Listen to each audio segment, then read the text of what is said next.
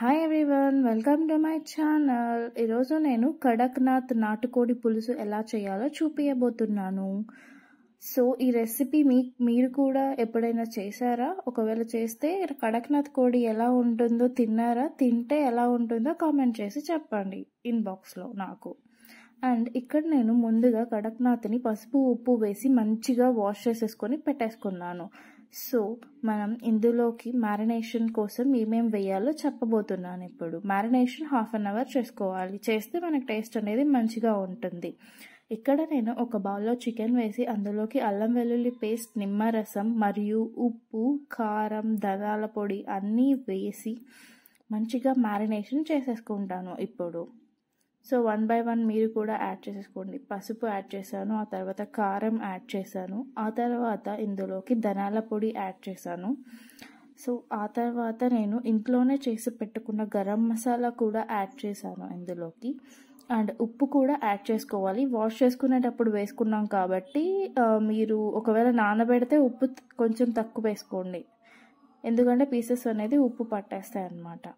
So అలా 1 by 1 ఇందులోకి add చేసేసి మంచిగా మనం ఇప్పుడు మ్యారినేషన్ చేసేసుకోవాలి గైస్. ఈ కడక్నాథ్లోకి ఆయిల్ కొంచెం తక్కువగా వేసాను. మీకు ఇప్పుడు చూస్తే తెలుస్తుంది, అక్కడ బౌల్కి మొత్తం జిడ్డుగా ఉంది. సో ఆ కడక్నాథ్ కొవ్వు అనేది మనకి అక్కడ అంటుకుంది. సో మనకి ఆయిల్ అనేది ఎక్కువ పట్టదు దీనికి. సో నేను 1 tablespoon ఆఫ్ ఆయిల్ యూస్ చేసి ఈ కోడిని చేయబోతున్నాను. ఇప్పుడు చేసేద్దాం. ఇప్పుడు మనం ముందుగా ఒక బౌల్లో, మిక్సీ బౌల్లో నేను కొబ్బరిని ఆడించుకున్నాను. ఆ తర్వాత ఆనియన్ వేసి, టొమాటో వేసి, పచ్చిమిర్చి 1 వేసాను. ఆ తర్వాత ఇందులోకి కరివేపాకు వేసాను, ఒక 5 రెబ్బలు, అండ్ కొత్తిమీర, పుదీనా వేసేసి మంచిగా మిక్సీ పట్టేసుకున్నాను. ఇక్కడ నేను ఒక కుక్కర్ పెట్టేసుకొని అందులోకి 1 tablespoon ఆఫ్ ఆయిల్ యూస్ చేశాను. ఆ తర్వాత ఇందులోకి ఆవాలు, జీలకర్ర అండ్ స్లైసెస్గా కట్ చేసుకున్న ఆనియన్స్ని యాడ్ చేసేసాను. ఆ తర్వాత ఒక ఎండుమిర్చిని కూడా యాడ్ చేశాను. యాడ్ చేసి మంచిగా మనం ఇప్పుడు కలుపుకోవాలి గైస్. సో అలా కలుపుకున్న తర్వాత మనం మిక్సీ కాడిచి పెట్టుకున్న మిశ్రమాన్ని ఇందులోకి వేసేసుకోవాలి. ఆ ఇంగ్రీడియంట్స్ అన్ని మంచిగా మిక్సీ పట్టేసి ఇందులోకి వేసేసుకోవాలి. అలా వేసేసుకొని ఆ పేస్ట్ని మనం మంచిగా పచ్చివాసన పోయేంత వరకు వేయించుకోవాలి. సో మీకు అలా వేగితేనే మనకి కర్రీ అనేది టేస్ట్ వస్తుంది. ఈ మసాలా అనేది మనకి ఆయిల్లో వేగాలి, ఎప్పుడైనా గుర్తుపెట్టుకోండి ఇది. సో అలా వేగితేనే మంచిగా టేస్ట్ అనేది వస్తుంది.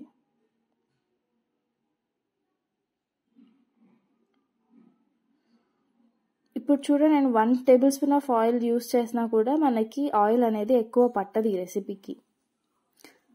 సో మీరు తీసుకున్న కోడికి ఒకవేళ కొవ్వు ఎక్కువ ఉందా తక్కువ ఉందా దాన్ని చూసుకొని మీరు అడ్జస్ట్ చేసుకోండి ఆయిల్ని. ఇక్కడ నేను ఆ మసాలా వేగిపోయింది నాకు. ఆ తర్వాత నేను ప్రెషర్ కుక్కర్లోకి ఈ చికెన్ మ్యారినేషన్ చేసి పెట్టుకున్నా కదా పక్కన, అది మొత్తం వేసేసాను. అది మొత్తం వేసేసి ఇప్పుడు మంచిగా కలుపుతున్నాను. సో నాకు తెలియలేదు ఫస్ట్ కుక్కర్ చిన్నగా అయిపోతుందని. ఆ తర్వాత కొంచెం కలిపేసరికి ఇబ్బందిగా అనిపించేసి నేను వేరే పెద్ద ప్రెషర్ కుక్కర్లోకి దీన్ని మార్చేసాను.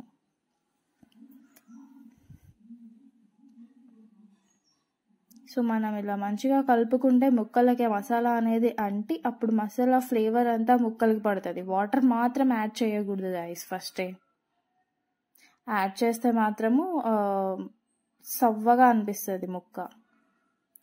అలా మంచిగా ఉడికి అది మనకి వాటర్ అనేది వచ్చేసింది పైకి. చూడండి ఎలా వాటర్ వచ్చేసిందో. సో నాకు అర్థమైంది ఏంటంటే ఈ బౌల్ సరిపోదని పెద్ద బౌల్లోకి వేసేసాను. ఇప్పుడు పెద్ద ప్రెషర్ కుక్కర్లోకి వేసేసాను. సో ఇక్కడ ఉడుకుతూనే ఆ వాటర్, నేను అసలు ఒక్క చుక్క కూడా నీళ్ళు పోయలేదు, కానీ ఇలా వచ్చేసింది. ఆయిల్ చూడండి ఎలా వచ్చిందో, అసలు నేను ఆయిలే వేయలేదు, ఆయిల్ కూడా వచ్చేసింది అండ్ వాటర్ కూడా అదంతకదే వచ్చేసింది. నేను చెప్పాను కదా ఫస్ట్ మీకు కొవ్వు అనేది ఎక్కువగా ఉంది ఈ కోడిలో అని చెప్పేసి. అంటే కోడిని బట్టి ఉంటుంది, ఇది నేత కూడా కానీ కొవ్వు ఎక్కువ ఉంది, అందుకే ఆయిల్ అనేది అదంతకదే ఊరిపోయింది. సో ఇలా మంచిగా ఆ ముక్కలన్నీ మసాలా పట్టేసిన తర్వాత మనం అందులోకి వాటర్ యాడ్ చేసేసుకోవాలి. సో నాకు ఇప్పుడు ఇది ఉడికేస్తుంది.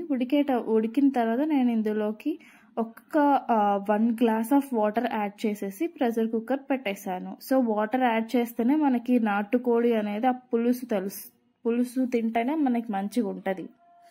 చూడండి, ఆయిల్ ప్రెషర్ కుక్కర్ పెట్టేసి నేను 2 విజిల్స్ రానిచ్చాను. And after that 1 high whistle, 2 low whistles, 3 whistles total వచ్చాయి నాకు. సో మనకి ఇలా ముక్క అనేది ఉంది. అండ్ ఆయిల్ చూడండి ఎలా బయటికి తేలిపోయిందో. నేను వేసింది 1 స్పూన్ ఆయిలే, బట్ ఇలా తేలిపోయింది. ఇక్కడ నేను ఇందులోకి చపాతీని చేసుకున్నాను. సో చపాతీ నాటుకోడి తిన్నారా మీరు ఎప్పుడైనా? తింటే కమెంట్ చేయండి ఎలా ఉందో. అండ్ ఈ రెసిపీ కూడా మీరు ట్రై చేసి నాకు కమెంట్ చేసి చెప్పండి ఎలా వచ్చింది అనేసి. నాటుకోడి అయినా మరియు కడక్నాథ్ కోడి అయినా పులుసు పెట్టాలంటే ఇదే ప్రాసెస్, సేమ్ ఇంగ్రీడియంట్స్ యూస్ చేసి మీరు చేసుకోవచ్చు. ఆనియన్ చపాతీ నాటుకోడితో తింటే సూపర్గా ఉంటుంది. Thank you for watching guys. Please support my channel for more videos.